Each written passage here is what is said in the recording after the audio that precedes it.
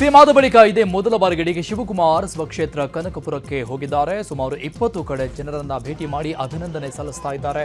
ಹಾರೋಹಳ್ಳಿಯಲ್ಲಿ CM DKShi ತೆರೆದ ವಾಹನದಲ್ಲಿ road show ಮಾಡಿ ಜನರತ್ತ ಕೈ ಬೀಸಿ ಖುಷಿಪಟ್ಟರು. ಜನರು ಮಲ್ಲಿಗೆ ಹೂವನ್ನ ಸಿಎಂ ಡಿಕೆಶಿ ಮೇಲೆ ಸುರಿದ್ರು. ಮೆಣಸಿನಕಾಯಿ ಹಾರ, ಬೆಳ್ಳುಳ್ಳಿ, ಸೇಬಿನ ಹಾರ ಹಾಕಿದ್ದಾರೆ. ಡಿಕೆಶಿ ಪರ ಅಭಿಮಾನಿಗಳು ಘೋಷಣೆ ಕೂಗಿದ್ದಾರೆ. ಹಾರೋಹಳ್ಳಿಯಲ್ಲಿ ಮೊದಲಿಗೆ ಚಾಮುಂಡೇಶ್ವರಿಗೆ ಡಿಕೆಶಿ ಪೂಜೆ ಮಾಡಿದ್ರು. ಕನಕಪುರ, ಹಾರೋಹಳ್ಳಿ, ಬೆಂಗಳೂರು ದಕ್ಷಿಣ ಜಿಲ್ಲೆಯ ಜನರಿಗೆ ಒಳ್ಳೆಯದಾಗಲಿ ಅಂತ ಬೇಡಿಕೊಂಡರು. ಡಿಕೆಶಿ ಹೆಸರಲ್ಲಿ ಅರ್ಚನೆ ಕೂಡ ಮಾಡಲಾಯಿತು. ಸಹೋದರ ಡಿಕೆ ಸುರೇಶ್ ಉಪಸ್ಥಿತರಿದ್ದರು.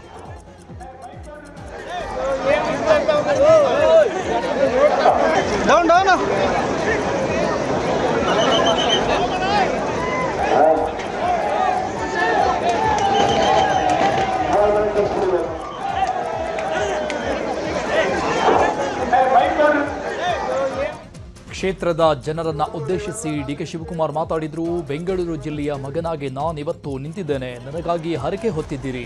ಪ್ರಯತ್ನ ವಿಫಲ ಆಗಬಹುದು, ಪ್ರಾರ್ಥನೆ ವಿಫಲವಾಗಲ್ಲ ಅಂತ ಹೇಳಿದ್ದೆ. ಅದು ನಿಜವಾಗಿದೆ. ಆ ಪ್ರಾರ್ಥನೆಯ ಫಲ ನಾನಿವತ್ತು ಬಂದಿದ್ದೇನೆ. ನೀವೆಲ್ಲ ಸೇರಿ ಪ್ರಾರ್ಥನೆ ಮಾಡಿ ನನ್ನನ್ನು ಮುಖ್ಯಮಂತ್ರಿ ಮಾಡಿದ್ದೀರಿ. ನಿಮಗೆಲ್ಲ ಧನ್ಯವಾದ ಅಂದ್ರು.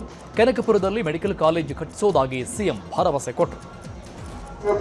ಇವತ್ತು ನೀವೆಲ್ಲ, ನಾನು ಎಷ್ಟೇ ದೊಡ್ಡ ಸ್ಥಾನದಲ್ಲಿ ನೀವೆಲ್ಲ ಸೇರಿ ನನಗೋಸ್ಕರ ನನ್ನ ಕಷ್ಟದಿಂದಲೇ ಪ್ರಾರ್ಥನೆ ಮಾಡಿದ್ದೀರಿ, ಹರಕೆ ಕಟ್ಕೊಂಡಿದ್ದೀರಿ, ನೋವು ಅನುಭವಿಸಿದ್ದೀರಿ, ಎಲ್ಲ ಬೇಕಾದಷ್ಟು ಅನುಭವಿಸಿದ್ದೀರಿ. ಚಾಮುಂಡಿ ಬೆಟ್ಟದಲ್ಲಿ ನಿಂತು ಒಂದು ಮಾತು ಹೇಳಿದೆ, ಪ್ರಯತ್ನ ವಿಫಲ ಆಗ್ಬೋದು, ಪ್ರಾರ್ಥನೆ ವಿಫಲ ಆಗ್ಲಿಕ್ಕೆ ಸಾಧ್ಯ ಇಲ್ಲ ಅಂತೇಳಿ ಒಂದು ಮಾತನ್ನ ಅವತ್ತಿನ ಕಾಲದಲ್ಲಿ ನಾನು ಹೇಳ್ತೇನೆ. ಇದು ನನ್ನ ಒಬ್ಬ ಪ್ರಯತ್ನದ ಕೆಲಸ ಅಲ್ಲ, ಇದು ಇಲ್ಲ ನನ್ನ ಒಬ್ಬ ಪ್ರಾರ್ಥನೆಯ ಕೆಲಸ ಅಲ್ಲ. ಇದು ನೀವೆಲ್ಲ ನನ್ನನ್ನ ವಿಧಾನಸೌಧದ 3ನೇ ಮೆಟ್ಲಲ್ಲಿ ಕುಂಡಿಸಿ ಮುಖ್ಯಮಂತ್ರಿ ಮಾಡಬೇಕು ಅಂತೇಳಿ ನೀವೆಲ್ಲ ಪ್ರಯತ್ನ ಮಾಡಿದ್ರಿ. ನೀವೆಲ್ಲ ಸೇರಿ ಪ್ರಾರ್ಥನೆ ಮಾಡಿದ್ರಿ. ಆ ಪ್ರಾರ್ಥನೆಯ ಫಲ ನಿಮ್ಮ ಸೇವೆ ಮಾಡಲಿಕ್ಕೆ ನಿಮ್ಮ ಮಗನಾಗಿ ನಿಮ್ಮೆಲ್ಲ ಪಾದಗಳಿಗೆ ಒಂದು ಸಾಷ್ಟಾಂಗ ನಮಸ್ಕಾರ ಹೇಳಬೇಕು ಅಂತೇಳಿ ಇನ್ನು ಸಿಎಂ ಆಪ್ತ ಶಾಸಕ ಇಕ್ಬಾಲ್ ಹುಸೇನ್ ಮಾತಾಡಿದ್ರು. ನಾನು 3ನೇ ತಾರೀಕು ಸಿಎಂ ಆಗ್ತಾರೆ ಅಂತಿದ್ದೆ. ಸಿಎಂ ಆಗಿದ್ದಾರೆ. ಇವತ್ತು ನಮ್ಮ ಜಿಲ್ಲೆಗೆ ಬಂದಿರೋ ನನಗೆ ಇದು ಖುಷಿ ವಿಷಯ. ಡಿಕೆಶಿ ಜಿಲ್ಲೆಯ ಅಭಿವೃದ್ಧಿಗೆ ಸಾಕಷ್ಟು ಶ್ರಮಿಸಿದ್ದಾರೆ ಅಂತ ಕೊಂಡಾಡಿದ್ದಾರೆ. 3ನೇ ತಾರೀಕು ಕೊಟ್ಟಿದ್ದ, 3ನೇ ತಾರೀಕು ಅವ್ರು ಆದ್ರಲ್ಲ.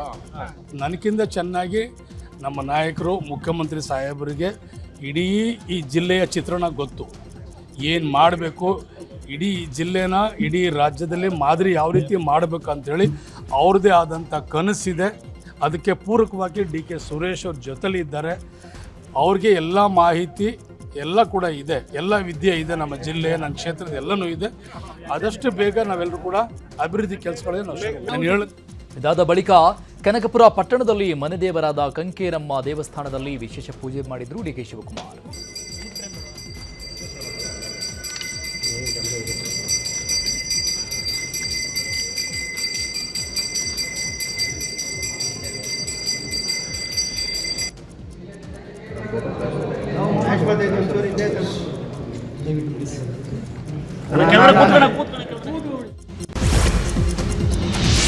ಆಪ್ತ ಶಾಸಕ ಇಕ್ಬಾಲ್ ಹುಸೇನ್ ಬಗ್ಗೆ ಡಿಕೆಶಿ ಮಾತಾಡಿದ್ರು. ಇಕ್ಬಾಲ್ ಸೇರಿದಂತೆ ನನ್ನ ಜೊತೆ ಸಾಕಷ್ಟು ಜನ ಇದ್ದಾರೆ. ಇಲ್ಲಿ ಇಕ್ಬಾಲ್ ಹುಸೇನ್ ಹೆಸರಿಗೆ ಮಾತ್ರ MLA, ಆದರೆ ನಾನೇ ಇಲ್ಲಿ ಶಾಸಕ. ನನಗೆ ವೋಟ್ ಹಾಕಬೇಕು ಅಂತ ಕೇಳಿದ್ದೆ. ನನ್ನ ಮಿತ್ರ ಇಕ್ಬಾಲನ್ನು ಆಯ್ಕೆ ಮಾಡಿದ್ದೀರಿ. ಅವನಿಗೆ ಹೇಳಿದ್ದೆ ಸಿಎಂ ಬದಲಾವಣೆ ವಿಚಾರದಲ್ಲಿ ಮಾತಾಡಬೇಡ ಅಂತ. ನೋಟಿಸ್ ಕೊಟ್ಟರು, ಆತ ಕೇಳಲಿಲ್ಲ. ಬಾಯಿ ಚಪಲ, ಆಸೆ, ಅಭಿಮಾನ ಅವನಿಗೆ ಹೆಚ್ಚಾಗಿದೆ ಅಂತ ಡಿಕೆಶಿ ಹೇಳಿದ್ರು. ಇವತ್ತು ನೀವೆಲ್ಲ ಸೇರಿ ನನ್ನ ಮೇಲೆ ವಿಶ್ವಾಸ ಇಟ್ಟು ನನ್ನ ಮಿತ್ರರಾದಂತ ಇಕ್ಬಾಲ್ ಹುಸೇನ್ ಅವರಿಗೆ ನಿಮ್ಮ ಸೇವಕನಾಗಿ, ನನ್ನ ಪ್ರತಿನಿಧಿಯಾಗಿ ನೀವೆಲ್ಲ ಸ್ವೀಕಾರ ಮಾಡಿದ್ದೀರಿ. ನಾನು ಅವ್ನಿಗೆ ಹೇಳಿದೆ, ಮಾತು ಕಡಿಮೆ ಕೊಡೋ, ಮುಹೂರ್ತ ಇಡಬೇಡ, ಡೇಟ್ ಇಡಬೇಡ ಅಂತ ಇವ್ನಿಗೆ ಹೇಳಿದೆ. ಒಡೆಯೋದೊಂದು ಬಾಕಿ, ಅರ್ಬಿಟ್ಟಿನೆಲ್ಲ ಮಾಡಿದ್ದೀನಿ. ಆದ್ರೂ ಒಂದು ಬಾಯಿ ಚಪ್ಪಲ ಬಿಡ್ಲಿಲ್ಲ. ನೋಟಿಸು ಕೊಟ್ಟೆ. ಏನ್ ಮಾಡಕ್ಕಾಗೈತೆ? ಆಸೆ, ಅಭಿಮಾನ, ಆಸೆ ಆತ ಮಾಡ್ದ. ಇರ್ಲಿ, ನೀವೆಲ್ಲ ಸೇರಿ ಆಯ್ಕೆ ಮಾಡಿ ಕಳಿಸಿದ್ದೀರಿ. ಇನ್ನು ಸ್ವಕ್ಷೇತ್ರದಲ್ಲಿ ಜೆಡಿಎಸ್ ನಾಯಕರ ಬಗ್ಗೆ ಡಿಕೆಶಿ ಮಾತಾಡಿದ್ರು. ನಾನು ಕೆರೆಗಳಿಗೆ ನೀರು ತುಂಬಿಸುವ ಕೆಲಸ ಮಾಡಿದ್ದೇನೆ, ಸಿಲ್ಕು ಮಿಲ್ಕುಗೆ ಪ್ರಾಶಸ್ತ್ಯ ಕೊಟ್ಟಿದ್ದೇನೆ ಎಂದರು. ಜನತಾದಳ ಕಾರ್ಯಕರ್ತರಿಗೆ ಹೇಳೋದು ಒಂದೇ, ಬಿಜೆಪಿ ದೂರ ಇಡಬೇಕು ಅಂತ. ಹಾಗೆ ಅನಿತಾ ಕುಮಾರಸ್ವಾಮಿಗೆ ಸಹಾಯ ಮಾಡಿದ್ದೇವೆ, ಕುಮಾರಸ್ವಾಮಿಗೂ ಸಹಾಯ ಮಾಡಿದ್ದೇವೆ. ಜೆಡಿಎಸ್ ಕಾರ್ಯಕರ್ತರಿಗೂ ನಾನು ಸಹಕಾರ ಕೊಡ್ತೇನೆ, ನನ್ನ ಮನೆ ಬಾಗಿಲು ಅವರಿಗೂ ತೆರೆದಿರುತ್ತೆ ಅಂತ ಡಿಕೆಶಿ ಹೇಳಿದ್ದಾರೆ. ದಳದ ನನ್ನ ಕಾರ್ಯಕರ್ತರಿಗೆ ನಾನು ಹೇಳೋದಿಷ್ಟೇ, ಇವತ್ತು ಹಿಂದೆ ನಾನೇ ರಾಜಕೀಯವಾಗಿ ಬಿಜೆಪಿ ದೂರ ಇಡಬೇಕು ಅಂತ ಹೇಳಿ ಇವತ್ತು ಅನಿತಾ ಕುಮಾರಸ್ವಾಮಿ ಅವರಿಗೆ ಬೆಂಬಲವನ್ನು ಕೊಟ್ಟು ನಾವೆಲ್ಲ ನಿಂತು ಸಹಾಯ ಮಾಡಿದ್ವು. ಕುಮಾರಸ್ವಾಮಿ ಅವ್ರಿಗೂ ಮಾಡಿದ್ರು. ಆದ್ರೆ ನಾನು ಹಿಂದೆ ಏನಾಯ್ತು ಅನ್ನೋದನ್ನ ನಾನು ಚರ್ಚೆ ಮಾಡಕ್ ಹೋಗುದಿಲ್ಲ, ಅವಶ್ಯಕತೆ ಇಲ್ಲ. ನಾನು ಜನತಾದಳ ಕಾರ್ಯಕರ್ತರಿಗೆ ಹೇಳ್ತಾ ಇದ್ದೀನಿ, ಈ ಡಿ ಕೆ ಶಿವಕುಮಾರ್ ಈ ಕಾಂಗ್ರೆಸ್ ಮಾತ್ರ ಅಲ್ಲ, ನಿಮಗೂ ಕೂಡ ಈ ಡಿ ಕೆ ಶಿವಕುಮಾರ್ ಇದ್ದಾನೆ. ನನ್ನ ಮನೆ ಬಾಗಿಲು ನಿಮ್ಗೂ ಕೂಡ ತೆರೆದಿದೆ. ನೀವು ಕೂಡ ನನ್ನನ್ನ ಯಾವ ರೀತಿ ಉಪಯೋಗಿಸ್ಕೊಂಡು ನಿಮ್ಗೂ ಒಳ್ಳೇದಾಗ್ಲಿಕ್ಕೆ ನಾನು ಎಲ್ಲ ತರದ ನಿಮ್ಗೆ ಸಹಕಾರ ಕೊಡ್ಲಿಕ್ಕೆ ನಾನು ಸಿದ್ಧವಾಗಿದ್ದೇನೆ. ಇದಕ್ಕೂ ಮುನ್ನ ಸಿಎಂ ಡಿಕೆ ಶಿವಕುಮಾರ್ ಇಂದ ಮೆಟ್ರೋದಲ್ಲಿ ಪ್ರಯಾಣವನ್ನ ಮಾಡಿದ್ರು. ಸಾಕಷ್ಟು ಪ್ರಯಾಣಿಕರ ಬಳಿ ಹೋಗಿ ಮಾತಾಡಿದ್ರು. ಈ ವೇಳೆ ದಂಪತಿ ಜೊತೆ ಇದ್ದ ಬಾಲಕಿಗೆ ಚಾಕ್ಲೇಟ್ ಕೊಟ್ಟರು. ಆಮೇಲೆ ಕೆಲವರು ಡಿಕೆಶಿ ಜೊತೆಗೆ ಸೆಲ್ಫಿ ತೆಗೆದುಕೊಂಡ್ರು.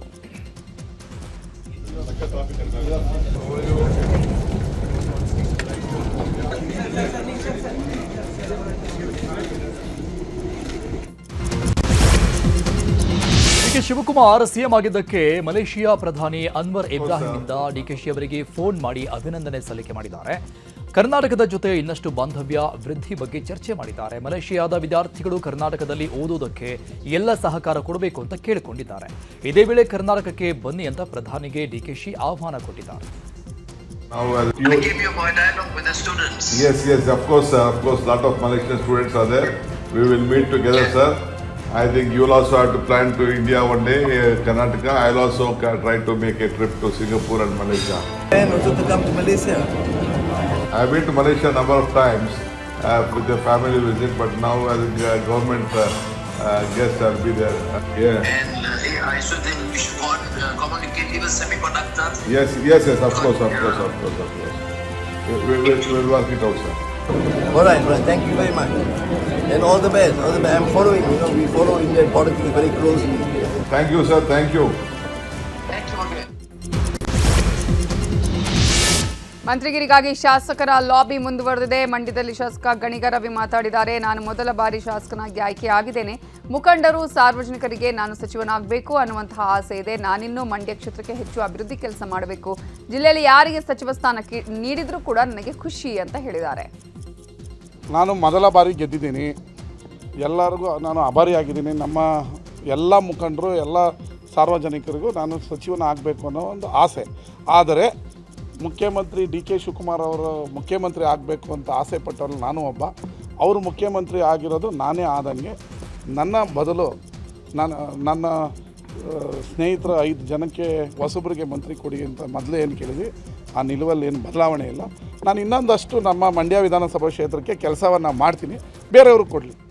ಇನ್ನು ಜಾತಿ ವ್ಯವಸ್ಥೆಯ ಬಿಟ್ಟು ಅನುಭವ ಆಧರಿಸಿ ಸಚಿವ ಸ್ಥಾನ ಕೊಡಬೇಕು. ನನಗೆ ಸಚಿವನಾಗುವ ಎಲ್ಲ ಅರ್ಹತೆಗಳಿದೆ. ನಾನು ಫಿಟ್ ಇದ್ದೀನಿ ಅಂತ ಮಂಡ್ಯದಲ್ಲಿ ಶ್ರೀರಂಗಪಟ್ಟಣ ಶಾಸಕ ರಮೇಶ್ ಬಂಡಿ ಸಿದ್ದೇಗೌಡ ಹೇಳಿದ್ದಾರೆ. ಸಚಿವ ಸ್ಥಾನದ ಬೇಡಿಕೆ ಬಗ್ಗೆ ಹೈಕಮಾಂಡ್ ಗಮನಕ್ಕೂ ತರಲಾಗಿದೆ ಅಂತ ಹೇಳಿದ್ದಾರೆ. ಈ ಜಾತಿ ವ್ಯವಸ್ಥೆನ ಫಸ್ಟು ನಾವು ಮಾತಾಡೋದು ಬಿಡಬೇಕು, ಪ್ರಾರಂಭ ಮಾಡಬೇಕು. ಮಾತಾಡೋದು ಬಿಡೋದಾದ್ರು ಪ್ರಾರಂಭ ಮಾಡಿ ಅಂತ ನನ್ನ ವೈಯಕ್ತಿಕವಾದ ಮಾತು ಅಲ್ವಾ. ಇನ್ನೇನು ಈಗ ಅನುಭವ ಆಧರಿಸಿ ಕೊಡಬೇಕಲ್ವಾ. ನಮ್ಮ ಎಕ್ಸ್ಪೀರಿಯೆನ್ಸು ಜಾತಿ ಸಮ ಇರಬೇಕು, ಜಾತಿ ಇರಬೇಕು. ನಾನು ಎಲ್ಲಾದ್ರೂ ಇದ್ದೀನಿ. ನನ್ನ ವೈಯಕ್ತಿಕವಾದಂಥ ನನ್ನ ಅನಿಸಿಕೆ ಏನಪ್ಪ ಅಂದರೆ ನಾನು ಎಲ್ಲದರಲ್ಲೂ ಫಿಟ್ ಇದ್ದೀನಿ ಅಂತ ಅನಿಸುತ್ತೆ. ಹೈಕಮಾಂಡ್ ನಿರ್ಧಾರ ಆಯ್ತದೆ, ಅದಕ್ಕೆ ಒಪ್ಕೋತೀನಿ. ಎಲ್ಲರನ್ನೂ ಭೇಟಿ ಮಾಡಬೇಕಲ್ಲಪ್ಪ. ಶಾಸಕ ಪ್ರಸಾದ್ ಅಬ್ಬಯ್ಯ ಕೂಡ ಸಚಿವ ಸ್ಥಾನ ಕೊಡೋದಕ್ಕೆ ಕಾಂಗ್ರೆಸ್ ವಿದ್ಯಾರ್ಥಿ ಘಟಕ ಹುಬ್ಬಳ್ಳಿಯ ಅಂಬೇಡ್ಕರ್ ವೃತ್ತದಲ್ಲಿ ಪ್ರತಿಭಟನೆ ಮಾಡಿದ್ದು. ಪೂರ್ವ ಕ್ಷೇತ್ರದ ಪ್ರಸಾದ್ ಅಬ್ಬಯ್ಯ 3 ಬಾರಿ ಸಚಿವರಾಗಿದ್ದಾರೆ, ಅವರು ಶಾಸಕರಾಗಿದ್ದಾರೆ. ಆದರೆ ಒಮ್ಮೆ ಕೂಡ ಅವರಿಗೆ ಸಚಿವ ಸ್ಥಾನ ಕೊಟ್ಟಿಲ್ಲ. ಈ ಬಾರಿಯಾದರೂ ಸಚಿವ ಸ್ಥಾನ ಕೊಡಬೇಕು, ಇಲ್ಲದಿದ್ದಲ್ಲಿ ಉಗ್ರ ಹೋರಾಟ ಮಾಡೋದಾಗಿ ಎಚ್ಚರಿಕೆ ಕೊಟ್ಟಿದ್ದಾರೆ.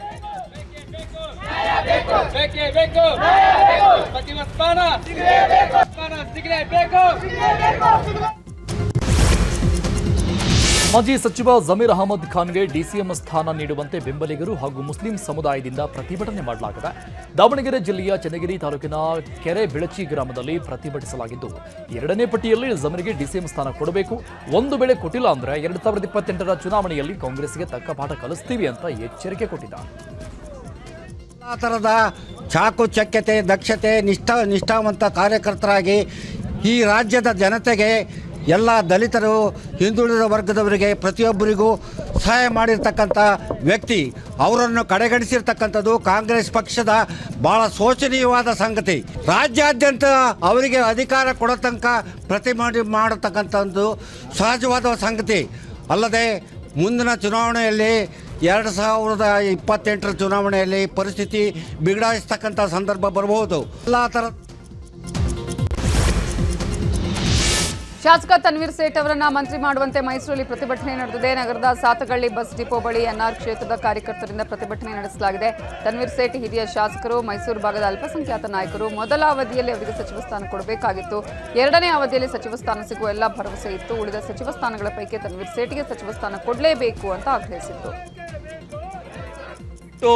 ನೀವು ಮೊದಲನೇ ಪಟ್ಟಿಯಲ್ಲೇ ಕೊಡಬೇಕಿತ್ತು. ಆದರೆ ಯಾವುದಾದ್ರು ಕಾರಣಾಂತರದಿಂದ ಪಕ್ಷದ ನಿಷ್ಠೆ ಹಾಗೂ ಕಾರ್ಯಕರ್ತರಾಗಿ ಅವರು ಬಹಳ ಒಂದು ಒಳ್ಳೆಯ ಕೆಲಸ ಮಾಡಿದ್ದಾರೆ. ಯಾವತ್ತೂ ಸಂಪೂರ್ಣವಾಗಿ ಅವರು ಪಕ್ಷದ ಸಿದ್ಧಾಂತ ಹಾಗೂ ತತ್ವಗಳನ್ನು ಮೀರಿ ಹೋಗಿಲ್ಲ. ಕಾಂಗ್ರೆಸ್ ಪಾರ್ಟಿನ ನಂಬಿದರೆ, ಕಾಂಗ್ರೆಸ್ ತತ್ವವನ್ನು ನಂಬಿದರೆ, ವರಿಷ್ಠರನ್ನ ನಂಬಿಕೆ ಇಟ್ಟಿದ್ದಾರೆ. ಮುಂದಿನ ದಿನಗಳಲ್ಲಿ ಬರೋ ಪಟ್ಟಿನಲ್ಲಿ ಅವರ ಹೆಸರು ಕೊಡಬೇಕು, ಅವ್ರಿಗೆ ಮಂತ್ರಿ ಸ್ಥಾನ ಕೊಡಬೇಕು. ದಯವಿಟ್ಟು ನಾವೆಲ್ಲ ಇಡೀ ರಾಜ್ಯಕ್ಕೆ ಅಂಥ ನಾಯಕರ ಒಂದು ಸೇವೆ ನಮಗೆ ಅವಶ್ಯಕತೆ. ದಯವಿಟ್ಟು ತನ್ವೀರ್ ಸೇಠ್ ಅವ್ರಿಗೆ ಕೊಡಬೇಕು. ನಾವೆಲ್ಲ ಇವತ್ತು ಅವ್ರ ಮುಂದಿನ ದಿನಗಳಲ್ಲಿ ಸಚಿವರಾಗಿ ಅಂತ ನಾವು ಪ್ರಾರ್ಥಿಸ್ತೀವಿ ಸರ್. ದಯವಿಟ್ಟು ಶಿವಾನಂದ ಪಾಟೀಲ್ಗೆ ಸಚಿವ ಸ್ಥಾನಕ್ಕಾಗಿ ಆಗ್ರಹ ಕೇಳಿ ಬಂದಿದೆ. ವಿಜಯಪುರ ಜಿಲ್ಲೆಯ ಬಸವನ ಬಾಗೇವಾಡಿ ಪಟ್ಟಣದಲ್ಲಿ ಹಕ್ಕೊತ್ತಾಯ ಸಭೆ ನಡೆದಿದೆ. ಸಭೆಗೂ ಮುನ್ನ ಬಸವನ ಬಾಗೇವಾಡಿ ಮೂಲ ನಂದೀಶ್ವರ ದೇವಸ್ಥಾನದಲ್ಲಿ ಪೂಜೆಯನ್ನ ಸಲ್ಲಿಸಲಾಗಿದೆ. ತುಮಕೂರಿನ ಸಿದ್ಧಗಂಗಾ ಮಠಕ್ಕೆ ಡಿಸಿಎಂ ಪರಮೇಶ್ವರ್ ಭೇಟಿ ಕೊಟ್ಟರು. ಪೂಜ್ಯರ ಗದ್ದುಗೆಗೆ ದರ್ಶನ ಪಡೆದು ಈ ವೇಳೆ ಪರಮೇಶ್ವರ್ ಹಾಗೂ ಶ್ರೀಗಳು ಮಾತಾಡಿದರು. ಸಿದ್ಧಾರ್ಥ ಸಂಸ್ಥೆಗೂ ಮಠಕ್ಕೂ ಅವಿನಾಭಾವ ಸಂಬಂಧ ಇದೆ. ಪೂಜ್ಯರಿಗೂ ಗಂಗಾಧರಯ್ಯನವರಿಗೂ ಗುರು ಶಿಷ್ಯ ಸಂಬಂಧ ಇದೆ. ಅವರ ಮೇಲೆ ಅಷ್ಟೇ ಪ್ರೀತಿಯನ್ನ ಪೂಜ್ಯರೇ ಇಟ್ಕೊಂಡಿದ್ರು. ಪರಮೇಶ್ವರ ಶಿವಪ್ರಸಾದ್ ಯಾವುದೇ ಕಾರ್ಯ ಮಾಡಬೇಕಾದ್ರೂ ಶ್ರೀ ಮಠದ ಆಶೀರ್ವಾದ ಪಡಿತಾ ಇದ್ರು ಅಂತ ಶ್ರೀಗಳು ಹೇಳಿದರು. ಡಾಕ್ಟರ್ ಜಿ ಪರಮೇಶ್ವರ್ ಮುಖ್ಯಮಂತ್ರಿ ಆಗಬೇಕಿತ್ತು. ಮುಂದಿನ ದಿನಗಳಲ್ಲಿ ಈ ಅವಕಾಶ ಸಿಗುತ್ತೆ ಅನ್ನೋದನ್ನ ಕಾದು ನೋಡಬೇಕಿದೆ ಅಂತ ಹೇಳಿದ್ದಾರೆ. ಶ್ರೀಮಠಕ್ಕೂ ಸಿದ್ಧಾರ್ಥ ಸಂಸ್ಥೆಗೂ ಅವಿನಾಭಾವ ಸಂಬಂಧ ಇರುವಂಥದ್ದು. ನಮ್ಮ ಪರಮ ಪೂಜ್ಯರಿಗೂ ಗಂಗಾಧರಯ್ಯನವರಿಗೂ ಬಹಳಷ್ಟು ಗುರು ಶಿಷ್ಯ ಸಂಬಂಧ ಇದೆ. ಅವರಿಗೆ ಅಷ್ಟೇ ಭಕ್ತಿ ಶ್ರದ್ಧೆ, ಅವರ ಮೇಲೆ ಅಷ್ಟೇ ಪ್ರೀತಿಯನ್ನು ಪೂಜ್ಯರು ಇಟ್ಕೊಂಡಿದ್ದರು. ಆ ಒಂದು ಸಂಬಂಧ ಎಂದಿಗೂ ಇದೆ, ಎಂದೆಂದಿಗೂ ಅದು ಮುಂದುವರ್ಕೊಂಡು ಹೋಗ್ತಾ ಇರುವಂಥದ್ದು. ಇವತ್ತು DCM ಆಗಿ ಅಂದರೆ ಉಪಮುಖ್ಯಮಂತ್ರಿಗಳಾಗಿ ನಮ್ಮ ರಾಜ್ಯದಲ್ಲಿ ಸರ್ವಾಂಗೀಣ ಅಭಿವೃದ್ಧಿಗೆ ಅವರು ಕೂಡ ಮುಖ್ಯಮಂತ್ರಿ ಜೊತೆಗೂಡಿ ಇಬ್ಬರು ಕೂಡ ಅದನ್ನು ಪ್ರಗತಿ ಪಥದಲ್ಲಿ ಕೊಂಡೊಯ್ಯುವಂಥ ಕೆಲಸವನ್ನು ಮಾಡಲಿ ಅಂತ ಹಾರೈಸ್ತೇನೆ. ಎಲ್ಲರಿಗೂ ಅಪೇಕ್ಷೆ ಇದೆ, ಆಸೆ ಇದೆ. ತುಮಕೂರು ಜಿಲ್ಲೆಗೆ ಆಗುವಂಥ ಅವಕಾಶಗಳು ತಪ್ಪಿ ಹೋಗ್ತಾ ಇದೆ ಅನ್ನುವಂತಹ ಒಂದು ಭಾವನೆ ಕೊರಗು ತುಮಕೂರಿನಲ್ಲಿ ಇವತ್ತು ಇದೆ. ಅದು ಆಗಬೇಕು ಅನ್ನುವಂಥ ಅಪೇಕ್ಷೆ ಪ್ರತಿಯೊಬ್ಬರಲ್ಲೂ ಇದೆ. ಸಿಎಂ ಡಿಕೆಶಿ ಅವರ ಬೆಂಗಳೂರಿನ ಮನೆ ಬಳಿ 3 ಕೂಡು ರಸ್ತೆಯಲ್ಲಿ ಕೋಳಿ ಪತ್ತೆಯಾಗಿದೆ. ಸಿಎಂ ಮನೆ ಹಿಂಭಾಗದ ರಸ್ತೆಯಲ್ಲಿ ಕೋಳಿ ಪತ್ತೆಯಾಗಿದ್ದು, ಸದಾಶಿವನಗರದ GBA ಮೈದಾನದ ಮುಂಭಾಗ 3 ರಸ್ತೆ ಕೂಡುವ ಸ್ಥಳದಲ್ಲಿ ರಸ್ತೆ ಮಧ್ಯ ವೃತ್ತಾಕಾರ ಬರೆಯಲಾಗಿದೆ. ಸತ್ತ ಕೋಳಿ 3 ನಿಂಬೆಹಣ್ಣು ಪತ್ತೆಯಾಗಿದೆ. ನಿಂಬೆಹಣ್ಣು ತುಳಿದು ವಾಮಾಚಾರ ಮಾಡಿರೋ ಶಂಕೆ ಇದೆ. ಇನ್ನು ಜನ ಆತಂಕದಿಂದ ಇದನ್ನು ವೀಕ್ಷಣೆ ಮಾಡಿದ್ದು ರಸ್ತೆ ದಾಟೋದಕ್ಕೆ ಹಿಂದೇಟು ಹಾಕಿದ್ದಾರೆ. ಇದು ವಾಮಾಚಾರನ ಬೇರೇನಾದರೂ ಮಾಡಿದ್ರ ಅನ್ನೋದು ತಿಳಿದು ಬರಬೇಕಿದೆ. ಇನ್ನು ಕೋಳಿಯ ತಲೆಯನ್ನ ನಾಯಿ ಎತ್ಕೊಂಡು ಹೋಗಿದೆ. ನ್ಯೂಸ್ 8ನಲ್ಲಿ ಸುದ್ದಿ ಬಿತ್ತರವಾಗ್ತಿದ್ದಂತೆ ಕೋಳಿ ನಿಂಬೆಹಣ್ಣನ್ನು ತೆರವುಗೊಳಿಸಲಾಗಿದೆ.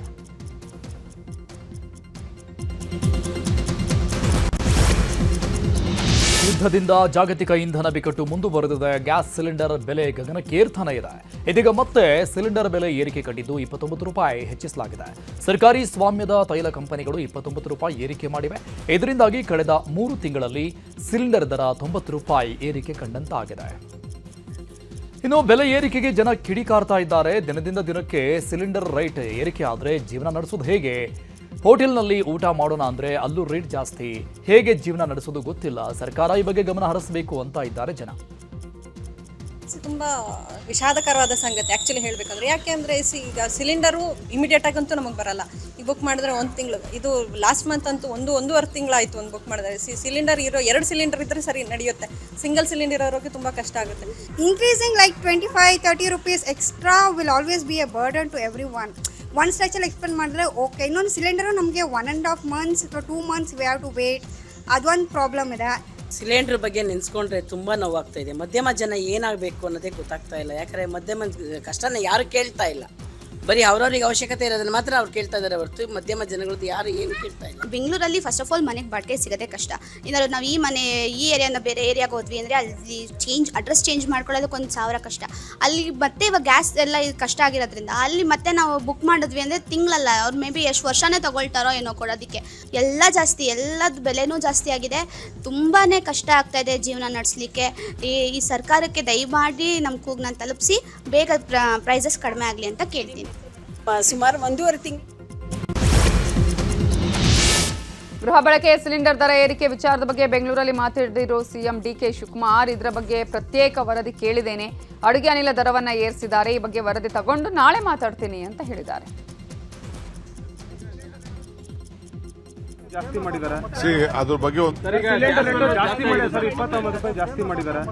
ಅದ್ರ ಬಗ್ಗೆ ಒಂದು ರಿಪೋರ್ಟ್ ಕೇಳಿದ್ದೀನಿ ಗ್ಯಾಸಂದು.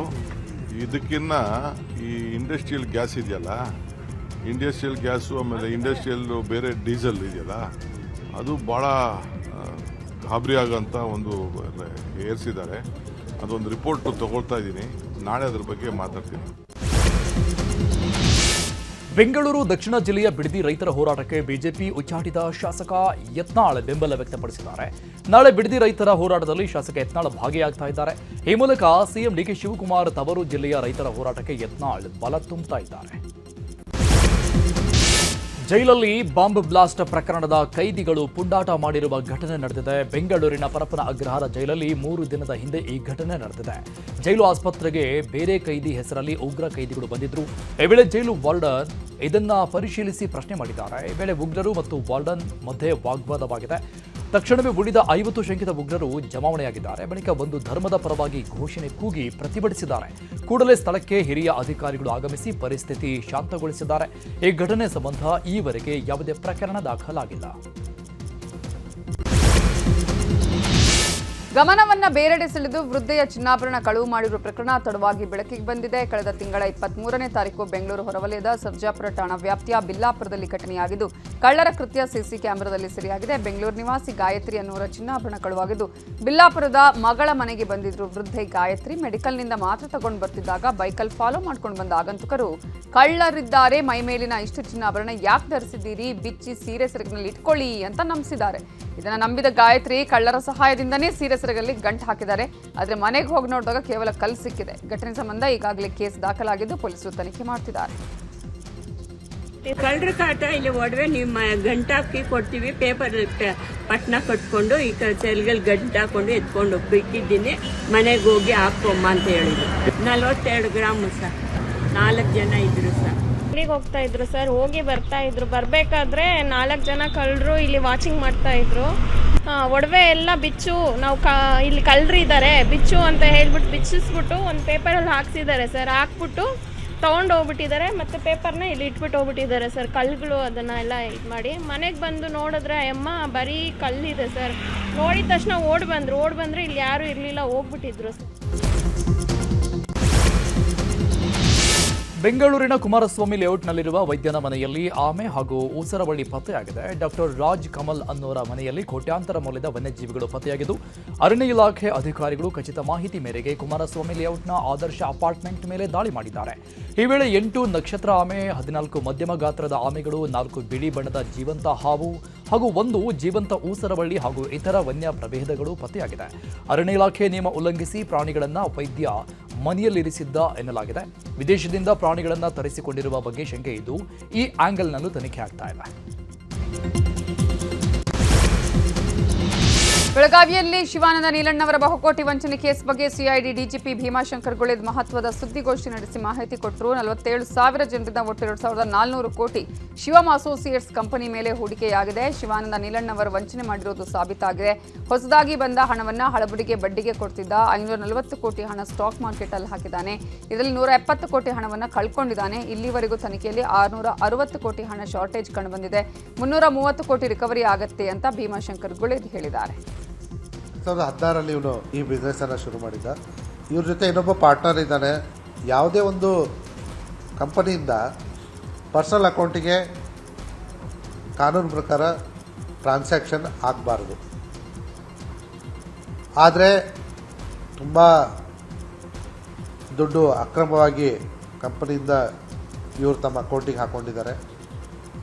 ಇಲ್ಲಿವರೆಗೂ ಶಿವಾನಂದ ನೀಲಣ್ಣವರ ಒಬ್ಬನ ಅಕೌಂಟಿಗೆ ಸುಮಾರು 55 ಕೋಟಿಯಷ್ಟು ಕಂಪನಿಯಿಂದ ಹಣ ವರ್ಗಾವಣೆ ಆಗಿದೆ.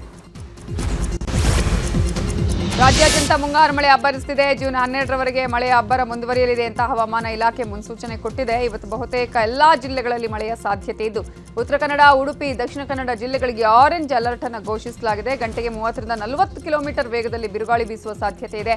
ಮೀನುಗಾರರು ಸಮುದ್ರಕ್ಕೆ ಇಳಿಯದಂತೆ ಎಚ್ಚರಿಕೆ ವಹಿಸಲು ತಿಳಿಸಲಾಗಿದೆ. ಉಳಿದಂತೆ ಬೆಂಗಳೂರು ಸೇರಿ ಉಳಿದ ಎಲ್ಲಾ ಜಿಲ್ಲೆಗಳಿಗೆ ಯೆಲ್ಲೋ ಅಲರ್ಟ್ ನೀಡಲಾಗಿದೆ. ಬೆಂಗಳೂರಲ್ಲಿ ಮೋಡ ಕವಿದ ವಾತಾವರಣ ಇರಲಿದ್ದು ಅನೇಕ ಕಡೆ ಮಳೆಯಾಗುವ ಸಾಧ್ಯತೆ ಇದೆ.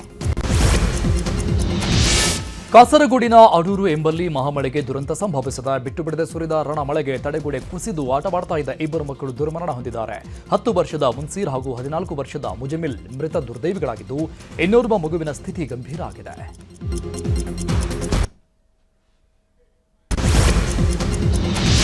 ಕೇರಳದ ಕಾಸರಗೋಡ್ನಲ್ಲಿ ಮಳೆಯ ದುರಂತದಲ್ಲಿ ಮೃತಪಟ್ಟ ಬಾಲಕರ ಹಿಂದಿದೆ ಕರುಣಾಜನಕ ಕಥೆ. ಶಾಲೆಗೆ ರಜೆ ಹಿನ್ನೆಲೆ ಮುಜಾಮಿಲ್ ಮತ್ತು ಮುನ್ಸಿರ್ ಅಂಗಡಿ ವ್ಯಾಪಾರವನ್ನ ಮಾಡ್ತಾ ಇದ್ರು. ನಿನ್ನೆ ಅಂಗಡಿಯಲ್ಲಿ ವ್ಯಾಪಾರ ಮಾಡುವಾಗ ಭಾರೀ ಮಳೆ ಗಾಳಿಗೆ ಅಂಗಡಿ ಮೇಲೆ ಗೋಡೆ ಕುಸಿದು ಬಿದ್ದಿದೆ. ಸ್ಥಳದಲ್ಲೇ 2 ಮೃತಪಟ್ಟಿದ್ದಾರೆ. ತಿಂಡಿ ಖರೀದಿಸೋದಿಕ್ಕೆ ಅಂತ ಹೇಳಿ ಬಂದಿದ್ದ ಮತ್ತೊಬ್ಬ ಬಾಲಕನಿಗೂ ಗಾಯ ಆಗಿದೆ. ಹಾವೇರಿಯ ಅಗಡಿ ಗ್ರಾಮದಲ್ಲಿ ಮಳೆಯಿಂದಾಗಿ ಪ್ರವಾಹವೇ ಸೃಷ್ಟಿಯಾಗಿದೆ. ಗ್ರಾಮದ ರಸ್ತೆ ಮಳೆ ನೀರಿಂದ ತುಂಬಿ ಹೋಗಿದ್ದು ವಾಹನ ಸವಾರರು ಪರದಾಡಿದ್ದಾರೆ. ಇನ್ನು ಬಸ್ ನಿಲ್ದಾಣ, ದೇವಸ್ಥಾನಕ್ಕೂ ಮಳೆ ನೀರು ನುಗ್ಗಿ ಭಾರೀ ಅವಾಂತರ ಸೃಷ್ಟಿಯಾಗಿದೆ. ಮಳೆ ನೀರಲ್ಲಿ ಸೋಯಾಬೀನ್ ಬೆಳೆ ಮುಳುಗಿ ಹೋಗಿದೆ. ಬೆಳೆ ರಕ್ಷಣೆ ಮಾಡಿಕೊಳ್ಳುವುದೇ ರೈತರಿಗೆ ಸಂಕಷ್ಟ ಆಗಿದೆ. ಸಿಕ್ಕಾಪಟ್ಟೆ ಮಳೆ ಆಗಿದೆ. ನಿನ್ನೆ ಮನೆಯಿಂದ ಹೊರಗೆ ಬರೋಕ್ಕಾಗಿಲ್ಲ ನಮ್ಗೆ, ಅಷ್ಟು ಸಿಕ್ಕಾಪಟ್ಟೆ ಮಳೆ ಆಗಿದೆ. ಈ ನಿನ್ನೆ ನಮ್ಗೆ ಅಡ್ಡಾಡಕ್ಕೆ ದಾರಿ ಇಲ್ದಂಗೆ ಆಗೈತಿ. ಆಮೇಲೆ ಇಲ್ಲಿ ನಮ್ಮ ಅಗಡಿ ಅಂತೇಳಿ ಹಳ್ಳ ಬರ್ತೈತಿ. ಹಳ್ಳ ಎಲ್ಲ ತುಂಬಿ ಈ ಕಡೆ ಗಾಡಿ ಆ ಕಡೆ ಗಾಡಿ ಈ ಕಡೆ ಹೋಗ್ಲಾರ್ದಂಗೆ ಆಗೈತಿ.